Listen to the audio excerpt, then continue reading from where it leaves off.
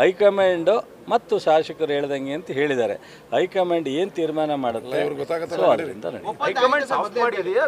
Soft ಏನೂ ಯಾರಿಗೂ ಏನೂ ಮಾಡಿಲ್ಲ. ಸೊ ತೀರ್ಮಾನ ಒಳ್ಳೆ ರೀತಿಯಲ್ಲಿ ಆಗುತ್ತೆ ವಿನ ಯಾವುದೇ ಗೊಂದಲ ಆಗಲ್ಲ. ಅದರಿಂದ ನಿಮಗೆ ವಿರೋಧ ಪಕ್ಷದವರಿಗೆ ಯಾವ ಕಾರಣಕ್ಕೂ ನ್ಯೂಸು ಹೆಚ್ಚಿಗೆ ಖಾರವಾಗಿ ಸಿಗಲ್ಲ. ಅದು ಏನು ತೀರ್ಮಾನ ಮಾಡ್ತಾರೋ ಏನು ತೀರ್ಮಾನ ಮಾಡಬೇಕು ಅಂತಿದ್ದಾರೋ ಹೈಕಮಾಂಡ್ ಗೊತ್ತಿಲ್ಲ.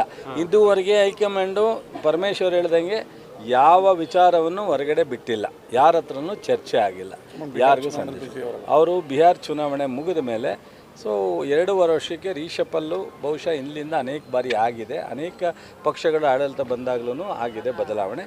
ಈ ಸಂದರ್ಭದಲ್ಲಿ ಏನೇನು ಚರ್ಚೆ ಆಗುತ್ತೋ ನವೆಂಬರ್ 20ನೇ ತಾರೀಕು ಮೇಲೆ ರೀಶಫಲ್ ಆಗುತ್ತೆ ಅಂತ ಮುಖ್ಯಮಂತ್ರಿ ಅವರು ಹೇಳಿದ್ದಾರೆ ಸರ್. ಹೌದು, ಆ ಸಂದರ್ಭದಲ್ಲಿ ಏನೇನಾಗುತ್ತೆ, ಯಾರನ್ನು ಬದಲಾವಣೆ ಮಾಡ್ತಾರೆ, ಯಾವ ಖಾತೆ ಬದಲಾವಣೆ ಆಗುತ್ತೆ, ಮಂತ್ರಿ ಡ್ರಾಪ್ ಆಗ್ತಾರೆ, ಯಾರು ಹೊಸಬರು ಬರ್ತಾರೆ, ಎಲ್ಲವೂ ಆ ಟೈಮ್ನಲ್ಲೇ ಸಿ ಎಮ್ಗೆ ಅಧಿಕಾರ ಇರೋದು. ಸಿ ಎಮ್ ಹೈಕಮಾಂಡ್ ಜೊತೆ ಮಾತಾಡಿ